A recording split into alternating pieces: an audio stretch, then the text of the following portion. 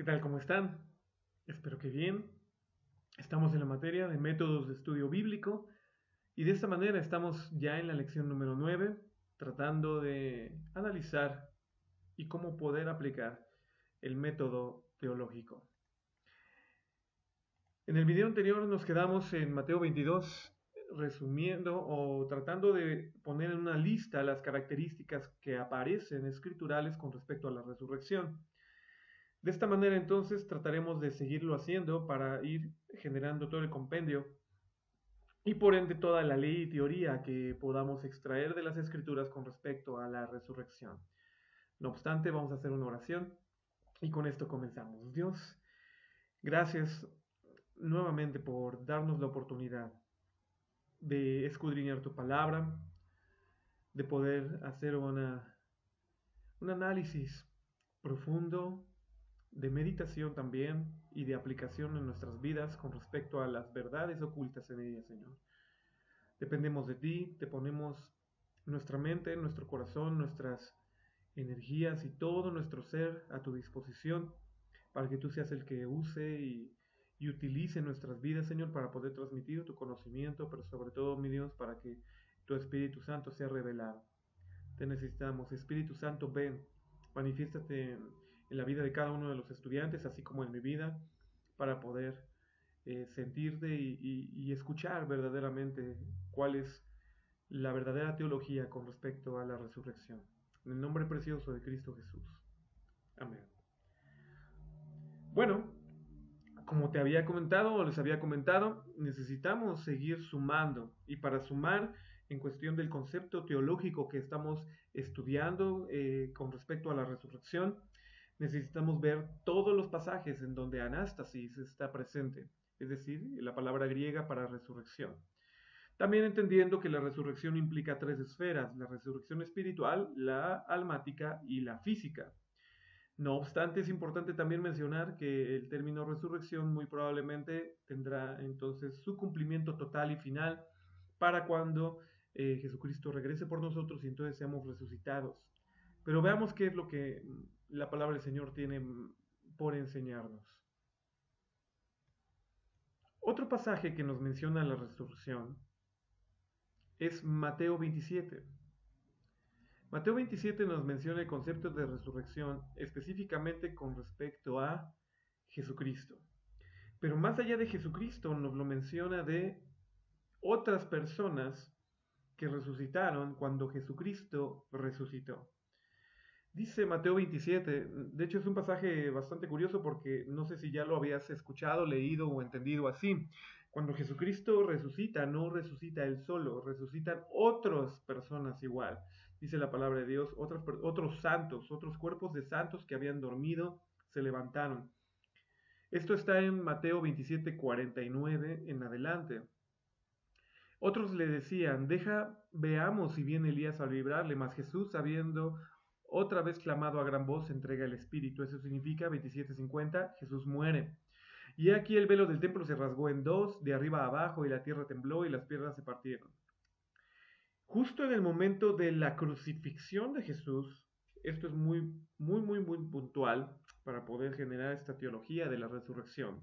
Justo en el momento de la muerte de Jesucristo en la cruz, cuando el velo es rasgado, en ese momento se abrieron sepulcros y muchos cuerpos de santos que estaban dormidos se levantaron.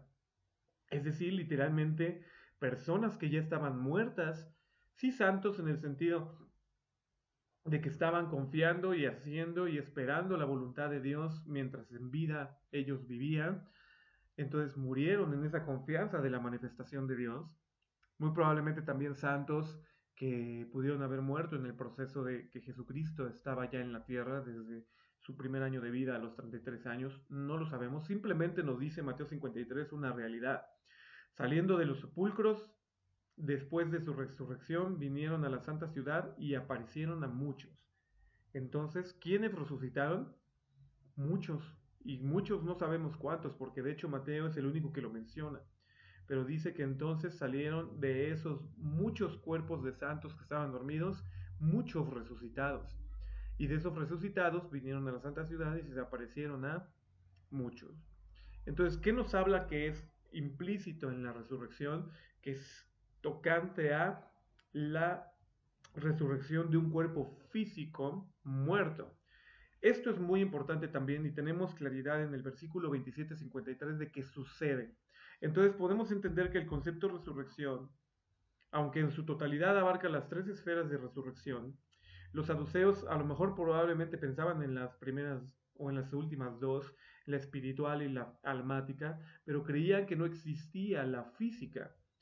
Pero Mateo 27 nos afirma que sucedió y que no solo con Jesucristo, sino que sucedió específicamente con quién, con estas personas que vivieron una resurrección después de que Jesucristo es muerto en la cruz.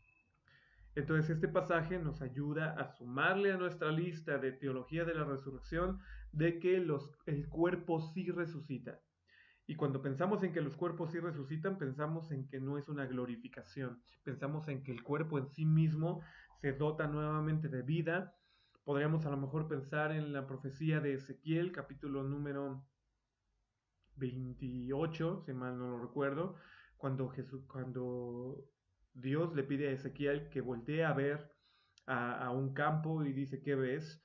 Y dice que ve huesos secos, el valle de huesos secos, y entonces esos huesos secos se empiezan a tornar en coyunturas, se empiezan a tornar en ligamentos, se empiezan a tornar en músculos, en tejido, hasta que tienen vida.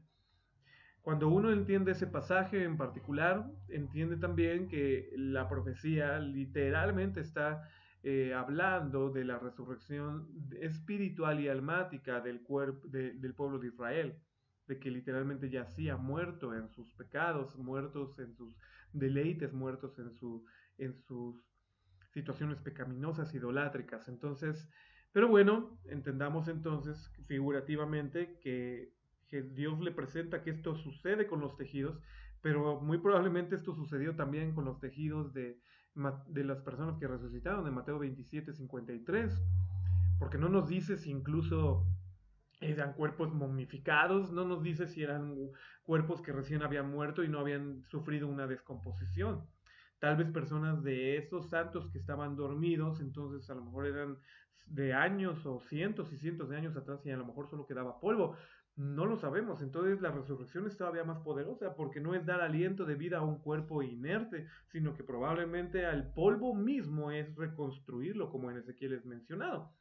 Y dice entonces la palabra del Señor que salieron de los sepulcros y que vinieron a la santa ciudad y se aparecieron a muchos. Entonces, pues ese es un testimonio bastante fuerte. Pero lo sumamos entonces a nuestra idea de teología de la resurrección. Ahorita solamente estamos metiendo las ideas de los pasajes donde aparecen, ¿no? Estas verdades bíblicas.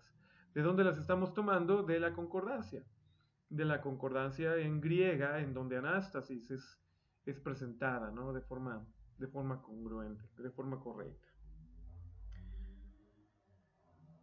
Dice la palabra de Dios también en Marcos, el que le vuelven a preguntar con respecto a la resurrección, Marcos 12. En Lucas 14, bueno, me voy a ir por...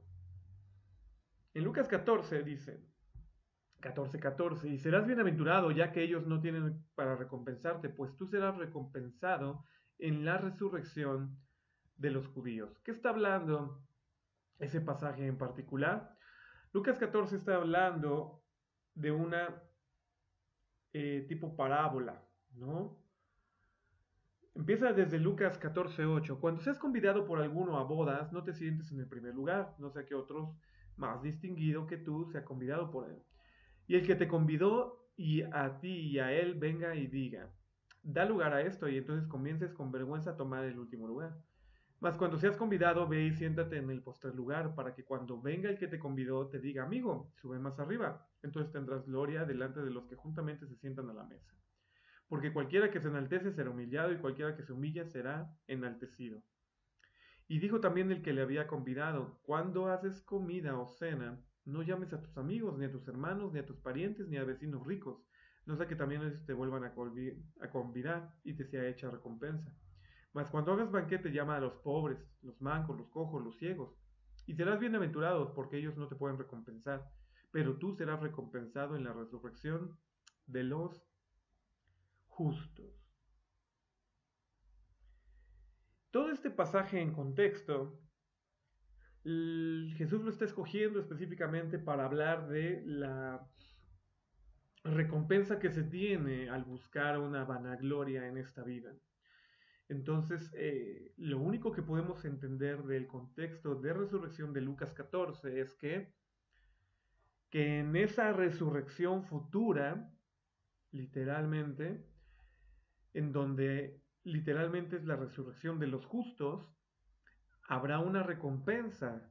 Entonces tiene mucho que ver probablemente con lo que sí creían los fariseos, haciendo esta división de grupos políticos religiosos que existían en Judea, específicamente en los tiempos de Jesús. Entonces, probablemente sí creían literalmente que había recompensa, y Jesús lo creía tanto que también lo predica así.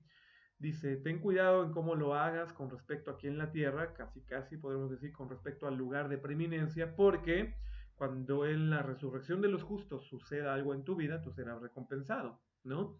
Entonces podemos entender que va a haber una resurrección de los justos. ¿Entrará dentro de la resurrección de que hemos estado viendo ahorita, de los tiempos de la resurrección o la resurrección de Mateo?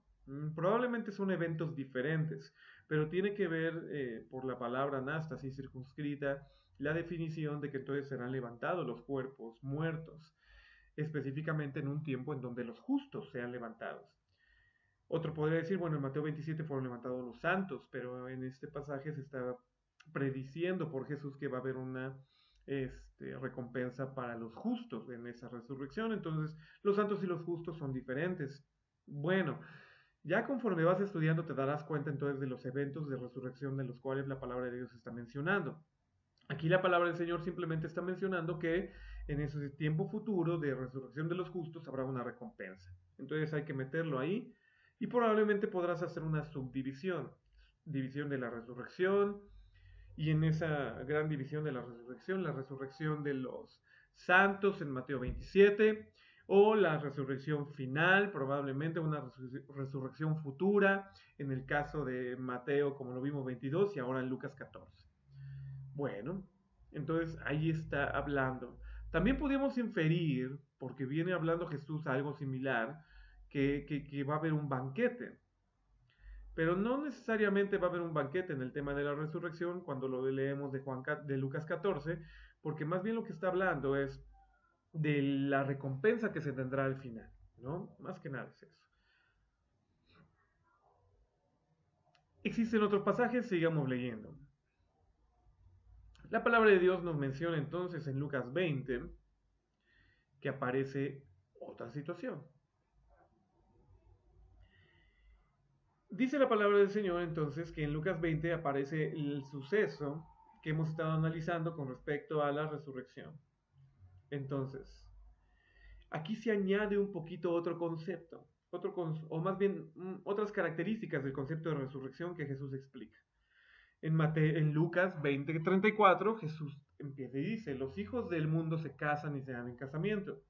Los que fueron tenidos por dignos de aquel mundo y la resurrección de los muertos, ni se casan ni se dan en casamiento. Es decir, en el tema de la resurrección de los muertos, no se van a casar ni se van a dar en casamiento porque no pueden morir ya más, pues son iguales a los ángeles y son hijos de Dios, siendo hijos de la resurrección. Y que los muertos hayan de resucitar, aún Moisés les enseñó en el pasaje de la zarza, cuando llama al Señor Dios de Abraham, Dios de Isaac y Dios de Jacob, porque Él no es Dios de muertos, sino de vivos, porque todos los viven para Él. Ok. Los conceptos que ya hemos visto de Mateo 22 ya no los voy a recordar. Aquí simplemente se añade un poco más la explicación del por qué, literalmente, ya no se casan ni se dan en casamiento. Probablemente el tema de casarse y darse en casamiento, según el contexto de Lucas 20, 35 y 36, es para dejar descendencia y para generar trascendencia hacia la inmortalidad, como lo podríamos decir así. Y entonces Jesús dice, a ver, los que ya viven esa resurrección, no se casan ni se dan en casamiento porque no pueden morir jamás. Entonces ya no hay necesidad de dejar descendencia o inmortalidad a través de los hijos. se pudiese entender así, pues son iguales a los ángeles, ya no pueden morir jamás. Entonces, esa es la idea que se nos da con respecto a la resurrección de los muertos. Entonces, como ya no pueden morir jamás, podríamos entender que está hablando de un último proceso o por lo menos de una última resurrección. Dentro del proceso de resurrección, entendiendo Mateo 27, esos que resucitaron no viven hoy en el 2017 que estamos, ¿no? Murieron posterior a su resurrección.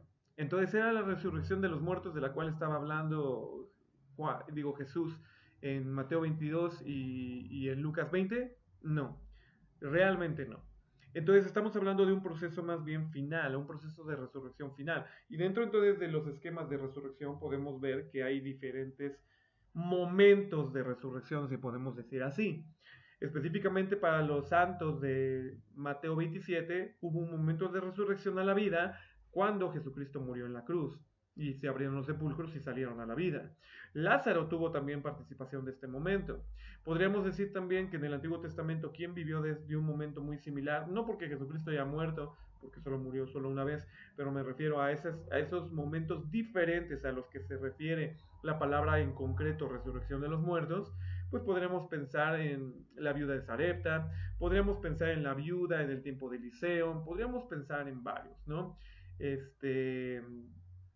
La hija, la cual también termina resucitando Pedro, ¿no? La hija de Jairo sería otra, es decir, varios aspectos en personas que terminan resucitando en el periodo bíblico, desde el Génesis al Apocalipsis, pudiesen estar circunscritas a una resurrección primera y que solamente ellos vivieron, pero que no es la resurrección final de los muertos. Porque dice aquí la cláusula 2036 que ya no pueden morir jamás. Entonces, si resucitas pero vuelves a morir, entonces no estás hablando de la resurrección de los muertos. Si resucitas y ya no vuelves a morir, entonces sí será esa resurrección final. Por ende, también podemos dividir a esas características de resucitados o de resurrección primera, por así decirlo, que vivió Lázaro, que vivió los de los sepulcros abiertos de Mateo 27, que vivió el hijo de la viuda de Sarepta, que vivieron todos ellos, podríamos circunscribirlos en un proceso aparte, el cual se permite que se viva la restauración en vida de sus cuerpos físicos, pero no estamos hablando de la resurrección de los muertos, porque la resurrección de los muertos es final, es hasta el mero momento en donde ya ahora sí, según Lucas 20:36, no va a haber muerte jamás. Y entonces sí serán iguales a los ángeles. No sabemos también si los que resucitaron dentro de esas situaciones, por ejemplo, de los que salieron de sepulcros, a lo mejor incluso sí se dieron en casamiento. No lo sabemos. Lo que sí es que ya en el tiempo final está esta explicación y Lucas 20 nos aclara un poquito más cómo es entonces este tema de la resurrección. Dice entonces en Lucas 20:35 que habla nuevamente que sigue mencionando el tema de los hijos de Dios que se pueden o no se pueden casar, ¿no? Vuelve a mencionar el tema de la resurrección.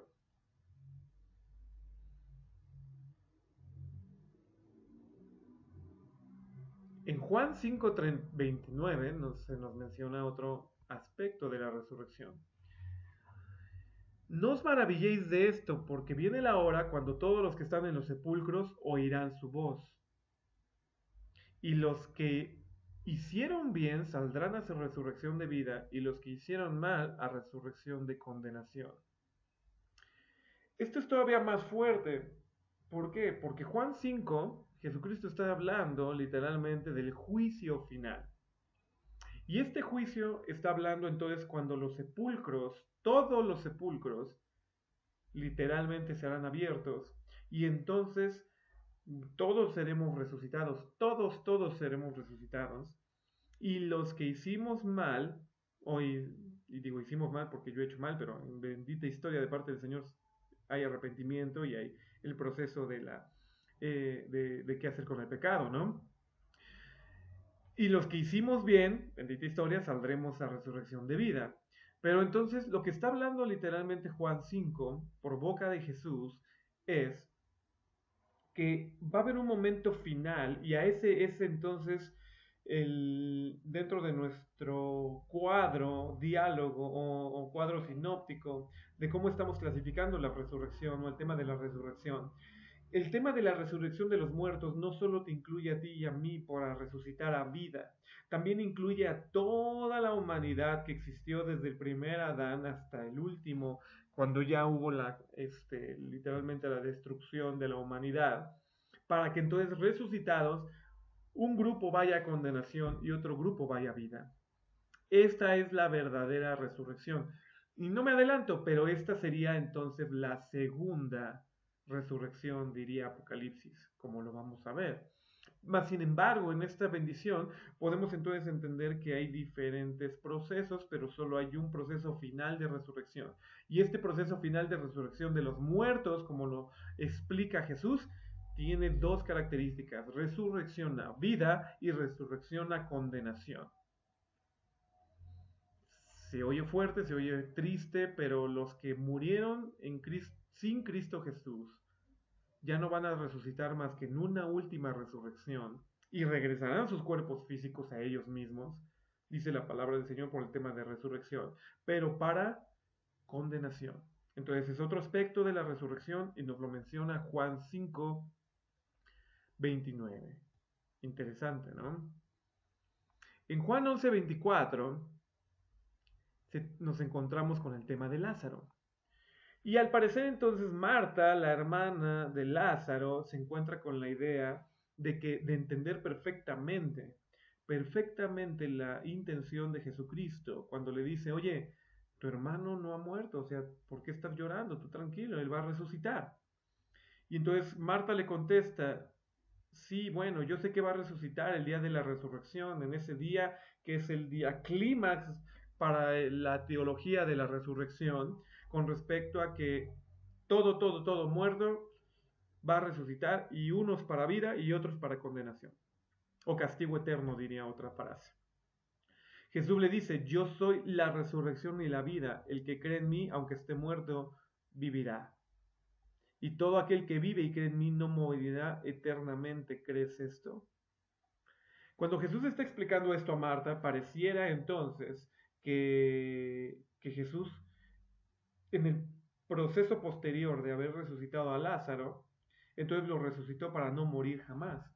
Pero nuevamente, hoy en nuestros días, no lo sabemos exactamente cuándo murió, pero sabemos que Lázaro, después de haber resucitado, siguió viviendo y otra vez durmió. No es la resurrección final de la cual estamos hablando, pero es una resurrección entonces que viene, y esto es lo que sí podemos sacar de este pasaje, proviene de quién? Proviene de Jesucristo. Jesucristo es la resurrección. Jesucristo es la vida. El que crea en mí, aunque esté muerto, vivirá. Y entonces podemos ver los procesos de vida.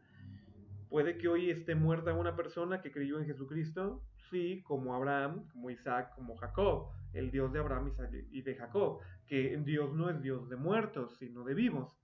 Entonces Jesucristo es el que infunde esa vida para mantener la vida, para mantener la resurrección, o más bien para aplicar la resurrección específicamente sobre la vida de quien, de Abraham y de Isaac y de Jacob, delante de la presencia de Dios, espiritualmente hablando, almáticamente hablando, pero corpóreamente todavía no. Entonces son procesos, pero de Jesucristo depende esa resurrección y de Jesucristo depende esa vida. Él mismo lo dice: yo soy la resurrección y la vida. Si tú entiendes este principio, entonces podrás ver, bendita historia de parte de Dios, que lo que le está diciendo Jesús a Marta es: de mí depende su futuro espiritual en resurrección en vida, y de mí depende su futuro natural en resurrección y vida. ¿Crees esto?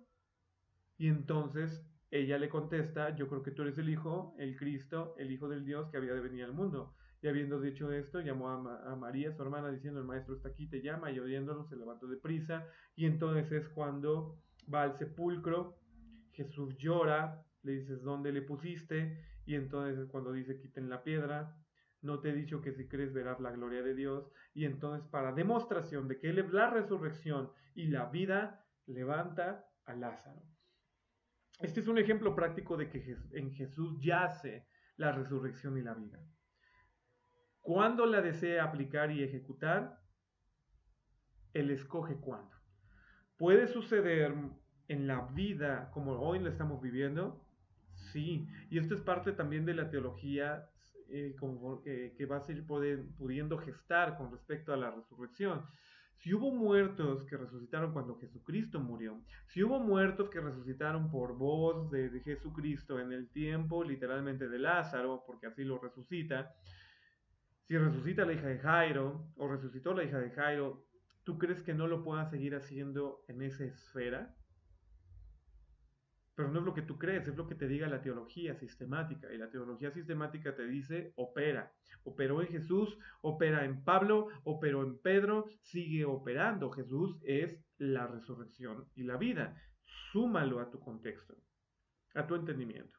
Entonces, bajo esa idea, es muy bendito entonces que en el ministerio que tú puedas desarrollar delante de la presencia de Dios, puedas, ¿por qué no?, tener un o varios resucitados.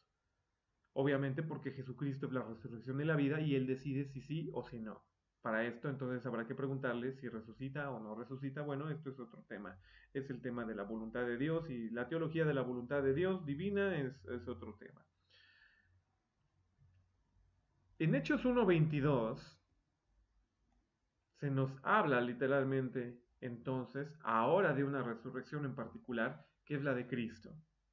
Jesucristo resucitó, base teológica, escritural, de dogma de fe para tu esperanza y mi esperanza de cómo hemos depositado nuestras creencias en Dios. Eso literalmente también es muy importante. Hechos 1:22, comenzando desde el bautismo de Juan hasta el día en que fue recibido arriba entre nosotros, uno se ha hecho testigo con nosotros de su resurrección. Jesucristo resucitó y se presenta a Anastasias, perdón. Después, Hechos 2:31 habla nuevamente también entonces de la resurrección de Jesucristo. Y aquí es un tema que puede estar circunscrito al tema de resurrección, pero entonces otro pilar dentro de la teología sistemática, ¿no?, que empieces a desarrollar con respecto a la resurrección. Específicamente la resurrección de ¿quién? De Jesucristo. ¿Y qué características tuvo? Dice aquí literalmente que viéndolo antes habló de la resurrección de Cristo, que su alma no fue dejada en el infierno, ni su carne vio corrupción. ¿De quién está hablando entonces? Que sucedió antes de que resucitara? Literalmente Cristo estuvo en los infiernos. Esto lo avalaría Pablo en Corintios 4, versículo 3 en adelante, y primera de Pedro también lo avalaría, ¿no?, en el capítulo número 3, que él también bajó a esos infiernos, pero no se quedó ahí. Pedro está predicando aquí y él mismo entiende entonces que esta resurrección de Jesucristo fue tomar su alma desde el infierno, ¿no? No está hablando del espíritu, habla de su alma también. Entonces, por eso te digo, son esferas diferentes. Aunque aquí, obviamente, al hablar de alma se está refiriendo a su espíritu, pero son temas diferentes. A este Jesús resucitó Dios. ¿Quién da la resurrección? Dios. Pero ¿quién es la resurrección ahora? Entonces dice el pasaje de Juan, como lo leímos, Juan 5, Cristo. Cristo es la resurrección y la vida. Perdón, no era Juan 5, era Juan 11. ¿Okay? Y entonces en Hechos 4:2 se nos presenta también el tema de la resurrección de los muertos. Resentidos que enseñasen al pueblo y predicasen en Jesús la resurrección de los muertos. ¿Quiénes eran resentidos? Los saduceos, ¿no? Les echaron mano y los pusieron en la cárcel hasta el día siguiente porque ya era tarde. ¿A quiénes echaron mano? Pues a Pedro y a los que estaban predicando con respecto a la resurrección de los muertos. Hechos 17-18 nos vuelven a presentar a estos filósofos, de los epicúreos, de los estoicos, disputaban con él. Y unos decían, ¿qué querrá decir este palabreo? Y otros, ¿para qué es predicador y dioses extraños? Porque les predicaba Jesús y les predicaba la resurrección. Y probablemente el tema de predicar la resurrección incomodaba específicamente porque apuntaba a predicar lo que ya estamos viendo, que estamos analizando con respecto al tema de la resurrección de los muertos, que en un futuro todos hemos de resucitar, pero unos para vida y otros para condenación. Y la verdad pues incomoda el ser resucitado para condenación, ¿no? Como diría otro.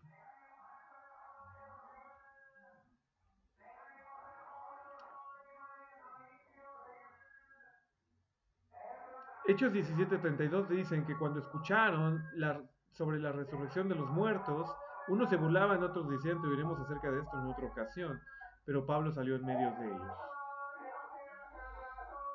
Hechos 23:6 nos presenta entonces también otra idea, que Jesús sigue predicando, hermanos, yo soy fariseo, hijo de fariseo, se me juzga a causa de la esperanza de la resurrección de los muertos, algo que los fariseos sí creían. Porque los saduceos dicen que no hay resurrección, ni ángel, ni espíritu, mas los fariseos creen esto. Aquí ya está lo que explicábamos con respecto a las dos diferencias de los grandes grupos políticos religiosos que son los fariseos y los saduceos. Hechos 24:15 vuelve y explica entonces, y hay otra fuerza bíblica para decirnos que entonces habrá una última resurrección, que es para vida y para condenación, porque dice, teniendo la misma esperanza en Dios, que estos también abrigan, de que ciertamente habrá una resurrección tanto de los justos como de los impíos. Ahí está hablando esto en particular, Pablo, ¿no? Y por esto yo procuro tener siempre una conciencia sin ofensa ante Dios y ante los hombres.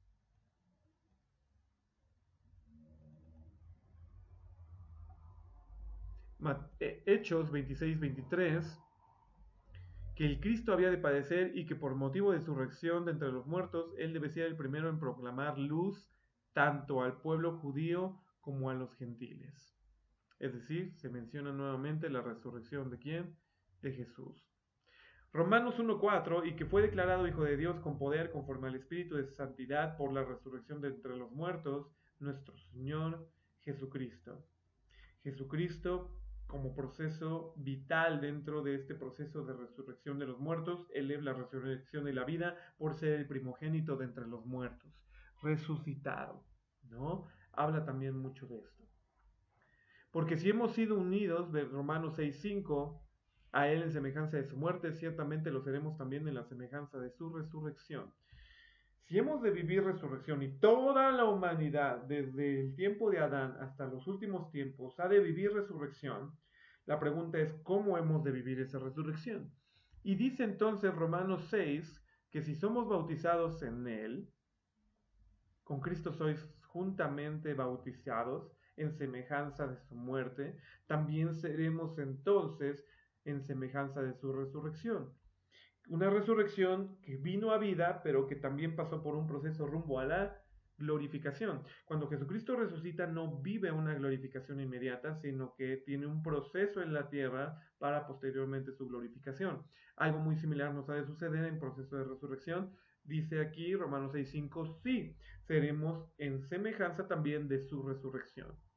No para condenación, porque Jesucristo no fue condenado, sino fue para vida. De la misma manera, entonces, nosotros que creemos en Jesucristo y que hemos sido plantados juntamente con Él en su muerte, dice, en ese mismo bautizo, bautizados en su muerte, también entonces nosotros seremos resucitados para vida, como Jesucristo fue.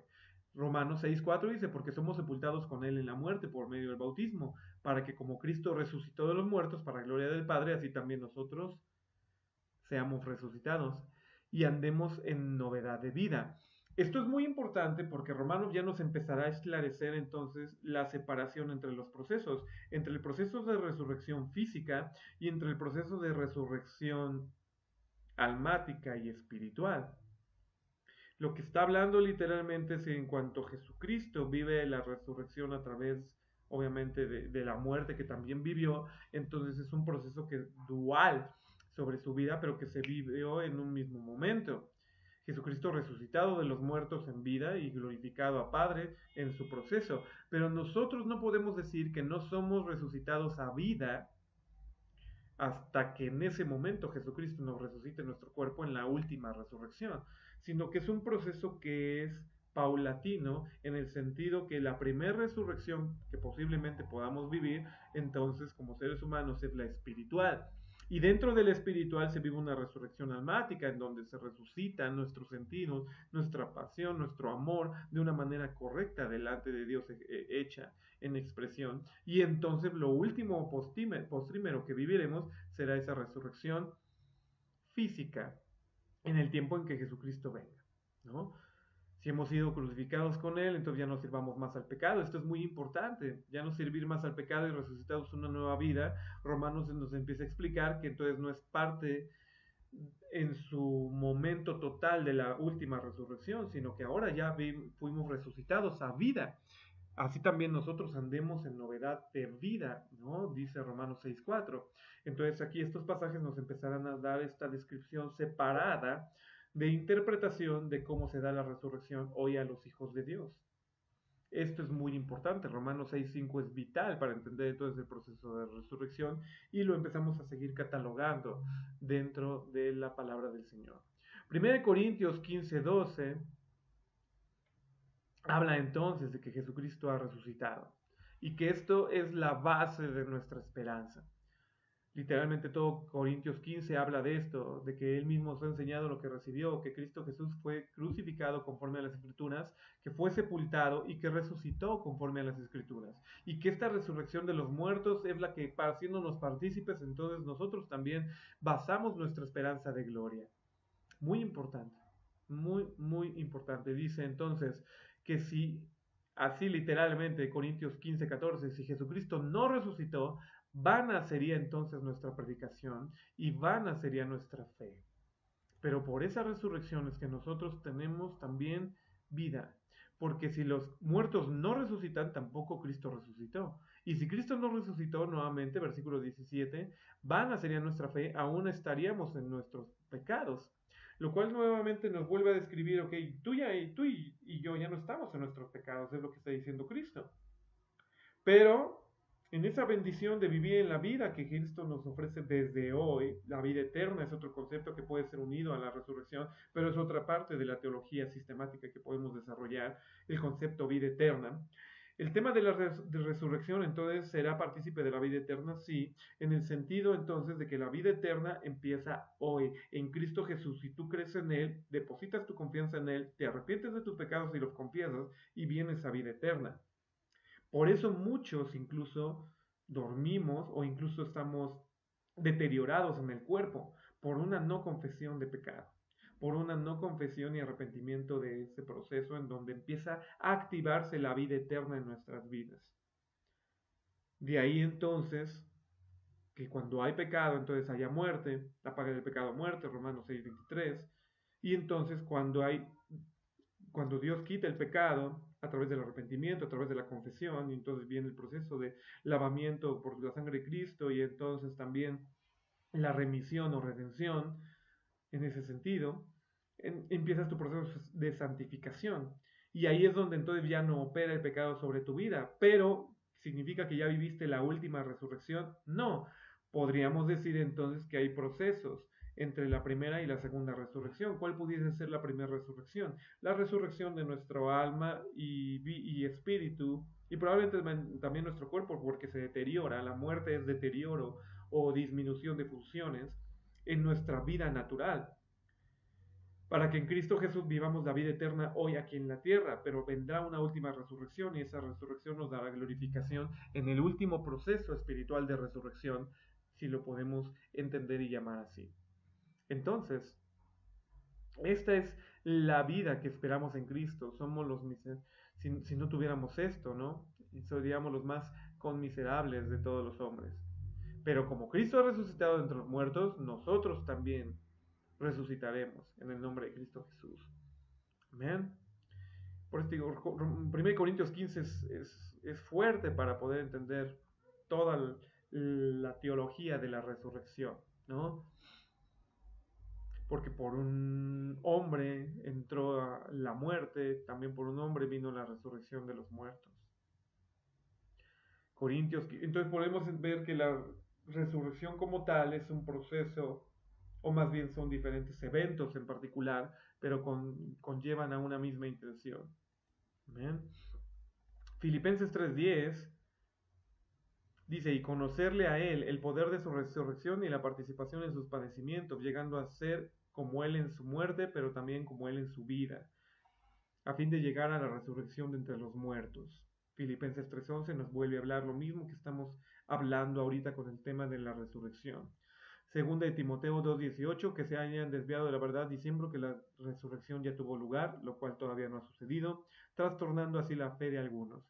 La resurrección todavía no tiene lugar, la resurrección postrímera, la última, la de los muertos, de forma completa, ¿no? En donde, como lo describe Apocalipsis, el Hades y arrojarán los mares, la tierra arrojarán a sus muertos y todos seremos juzgados delante del tribunal de Cristo. Hebreos 6:2 nos habla de esa doctrina de la resurrección de los muertos. Hebreos 11:35, las mujeres recibieron a sus muertos mediante la resurrección y otros fueron torturados, no aceptando su liberación, a fin de obtener una mejor resurrección. ¿Qué nos habla Hebreos 11:35? Nos está hablando obviamente de la fe. Voy a hablar desde el versículo 30. Por fe cayeron los muros de Jericó después de rodearlos 7 días. Por fe Rahab la ramera no pereció juntamente con los incrédulos, habiendo recibido a los espías en paz. ¿Y qué más digo? Por aquel tiempo me faltaría contando a Gedeón, y a Barak, y a Sansón, y a Jefté, así como de David, Samuel y los profetas, que por fe conquistaron reinos, hicieron justicia, alcanzaron promesas, taparon bocas de leones. Apagaron fuegos impetuosos, evitaron filo de espadas, sacaron fuerzas de flaqueza, fueron hechos fuertes en batallas, hicieron huir ejércitos extranjeros. Las mujeres recibieron a sus muertos por resurrección, mas otros fueron torturados, no aceptando el rescate a fin de obtener mejor resurrección. Este versículo es un poquito complicado dentro de la teología de la resurrección, porque nos está hablando que otros fueron torturados y no aceptaron ese rescate de resurrección en el tiempo en que fueron oprimidos muchas personas en el pasado, y probablemente estas mujeres que recibieron sus muertos por resurrección está hablando de santos mártires que murieron, profetas antiguos o ese tipo de situaciones antes que murieron esperando en Cristo Jesús, y otros dijeron, no aceptamos ese rescate ahorita, mejor esperamos la última resurrección. Es el único pasaje que lo menciona así. Lo único que te puedo decir es que entonces sí está hablando de una resurrección en procesos que se puede vivir anticipadamente y que terminas muriendo en un proceso natural, y obviamente el proceso de la resurrección final. Sí son dos resurrecciones, ¿no? O dos procesos de resurrección los que se pueden vivir. Complicado, este pasaje es complicado.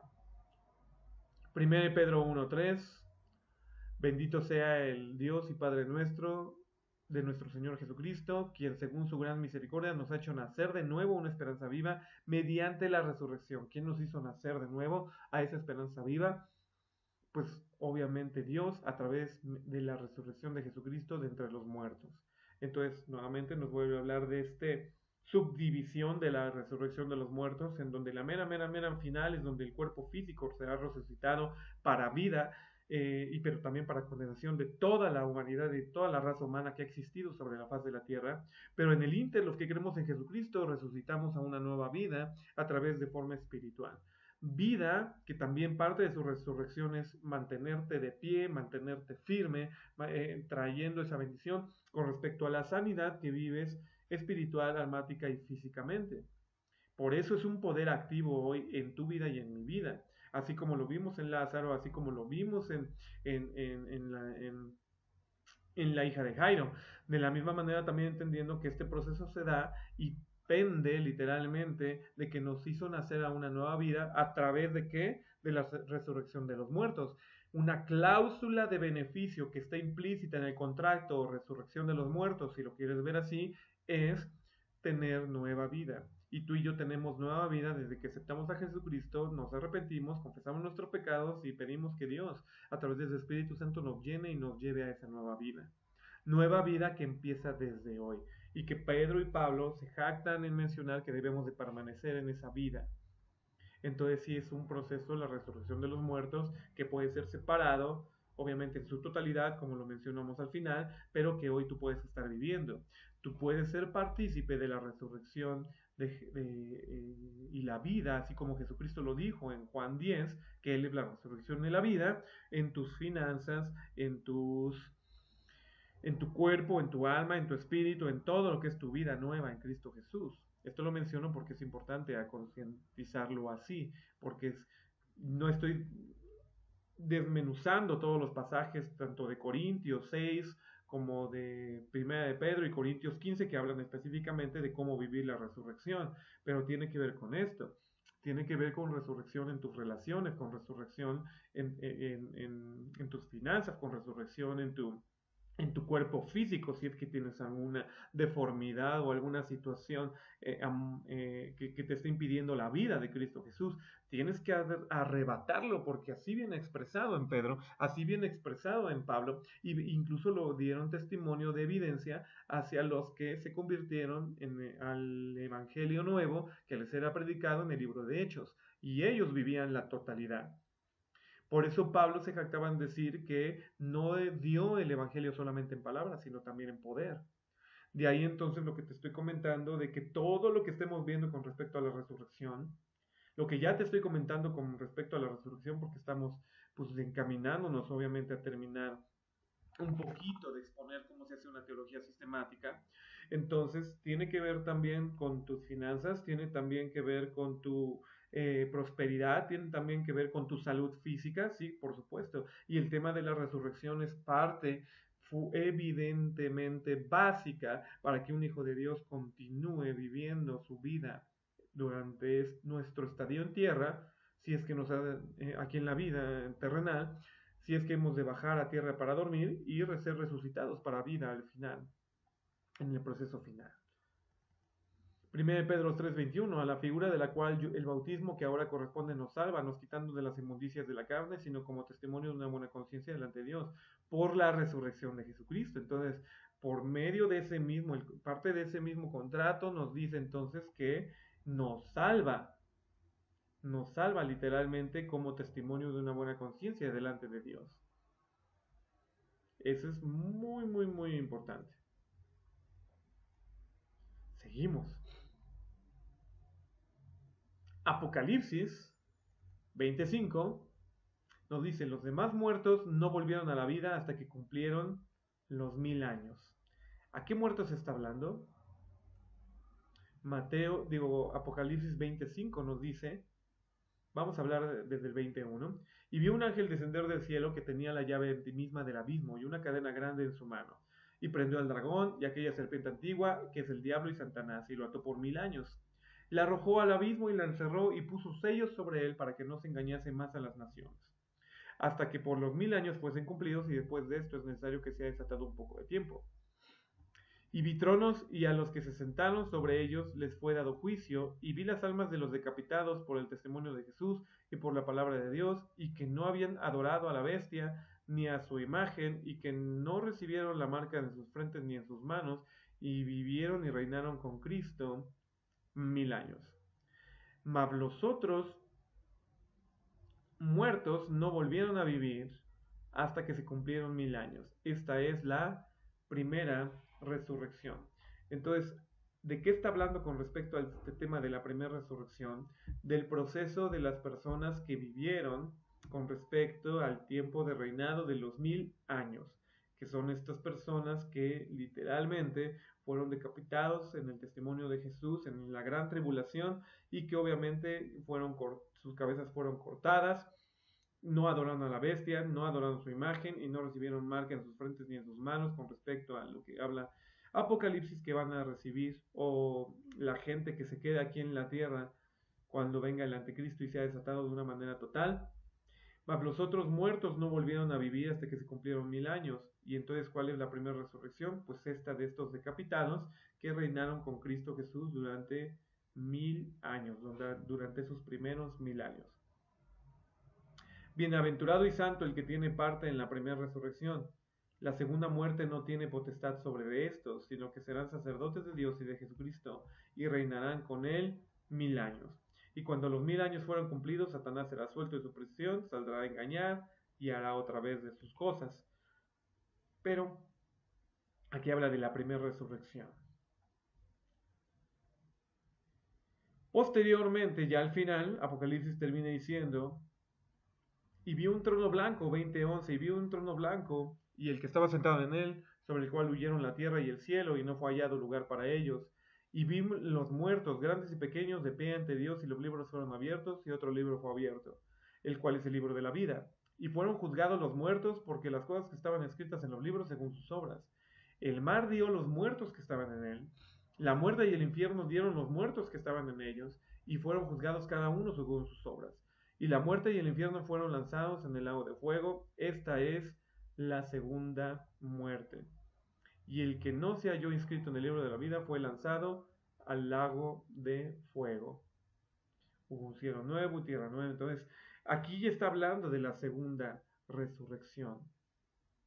De la de esa de ese último momento en donde literalmente la resurrección de los muertos tiene cumplimiento total. Y entonces todos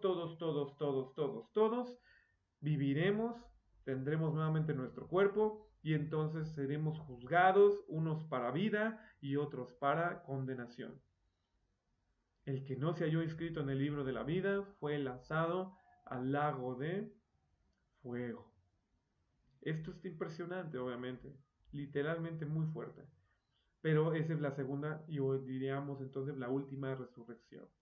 Podríamos entonces ir definiendo el tema de resurrección con respecto a los pasajes que hemos analizado el día de hoy, que se nos han presentado en la palabra del Señor, y nos dan una clara evidencia de que resucitar entonces no es solamente en una esfera física, también es espiritual y también es almática, y que esta resurrección pende de un punto en particular. Jesucristo es el Señor de la resurrección, Él es la resurrección y la vida. Ante ese punto sistemático de resurrección, Jesucristo es el que te brinda entonces la vida desde tu espíritu para no condenación eterna, pero también desde la alma, restaurando tus emociones, restaurando tu mentalidad, restaurando tu conciencia y también en lo físico, restaurando en sanidad lo que haya sido perdido. Y ese es el proceso más completo de resurrección. Para muchos, obviamente, no se entienden estas esferas, sino solamente se entiende la última de resurrección. Pero no podemos obviar lo que sí Pedro menciona, lo que Corintios menciona en el capítulo número 15, lo que Romanos 6 menciona, no lo podemos obviar. Para Pedro, tanto como a Pablo, literalmente la vida eterna empezaba desde hoy, empezaba a través de la esencia de resurrección.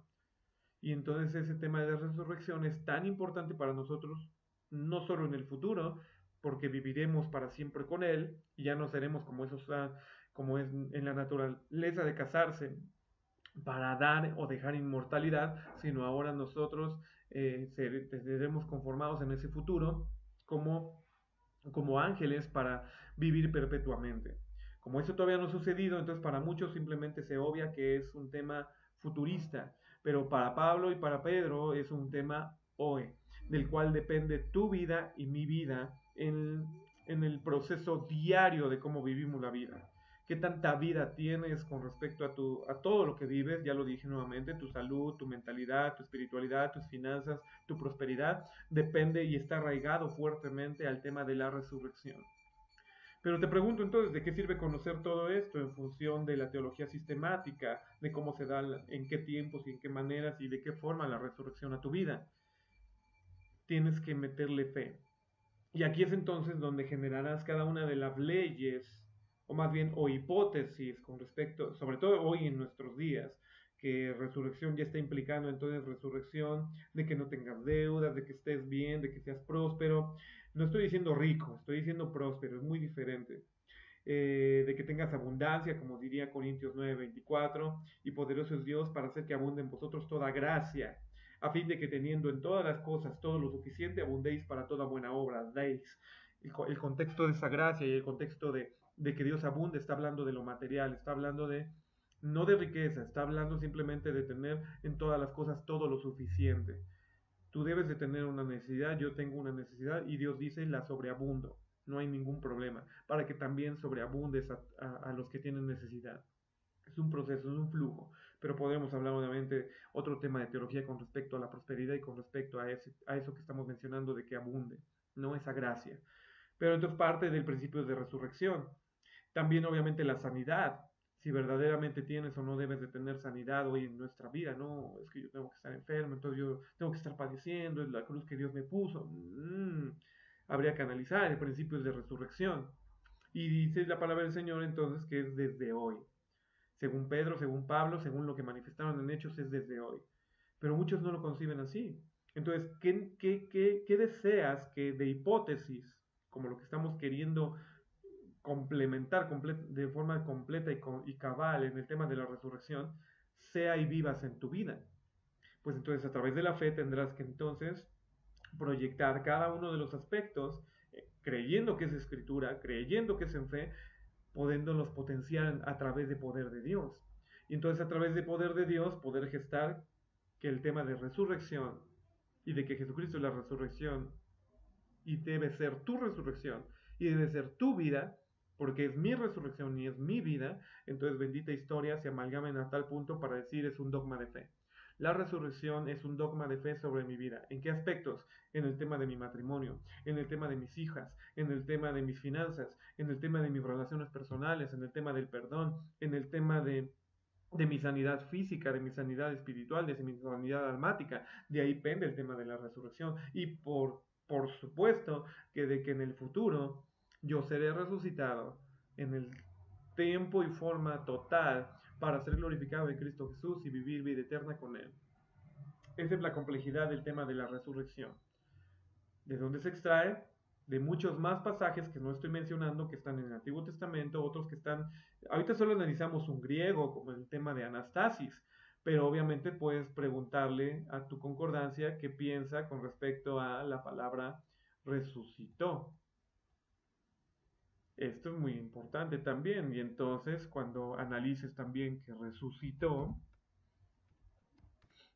y que es una forma verbal de la palabra anástasis en ese sentido, entonces puedas, bendita historia también, gestar la bendición de lo que Dios es sobre tu vida en todo el contexto y en todo el entendimiento, al analizar a Lázaro, al analizar el proceso de la hija de Jairo, al analizar el proceso de la resurrección de la viuda, del hijo de la viuda de Sarepta, al analizar todo ese tipo de cosas. Hay bendición, espero que sí. Ya estoy llegando a la culminación de este video en lo particular, mas sin embargo, me gustaría también dejarte tarea. Te voy a dejar en bendición el concepto. Es que estaba pensando si te dejo uno abierto o mejor te lo pongo. No, para ser mejor y poderte analizar tu tarea de una manera concreta y correcta, vamos a analizar el tema de la muerte.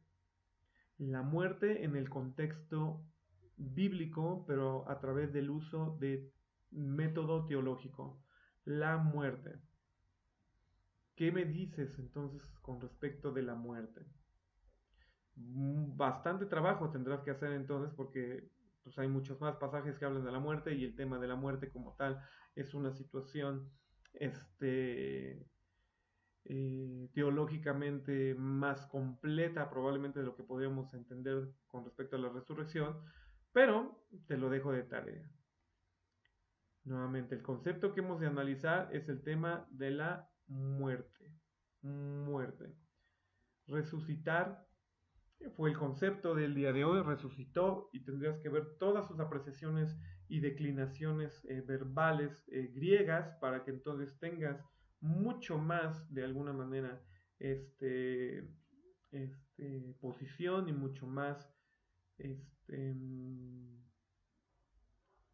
análisis sistemático, teológico, y todo eso depende de ir sumando a una lista para que terminando tu lista le pongas un orden, le pongas cronología, le pongas orden, y ante eso entonces ya presentes teología sistemática con respecto.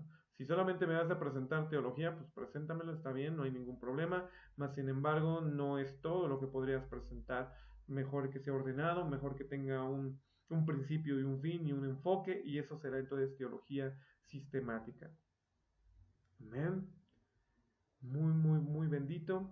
Espero entonces nuevamente tu tarea. Dame todo lo que puedas con respecto a metodología teológica del tema o de la frase de la teología de la muerte. ¿Qué es lo que Dios habla con respecto a la muerte? ¿Qué es lo que Dios dice con respecto a la muerte? ¿Qué es la muerte? ¿Es una cosa? ¿Es un ser? ¿Es un ente? ¿Es una mancha? ¿Qué es la muerte? ¿Es simplemente algo sucio? ¿Es algo limpio? ¿Es algo... eh, ¿Qué es la muerte? Teología, método teológico para explicarme la muerte. En el nombre de Cristo Jesús es lo que te dejo de tarea. Esperemos seguirnos viendo en los siguientes videos. Cuídate mucho. Dios te bendiga. Hasta entonces.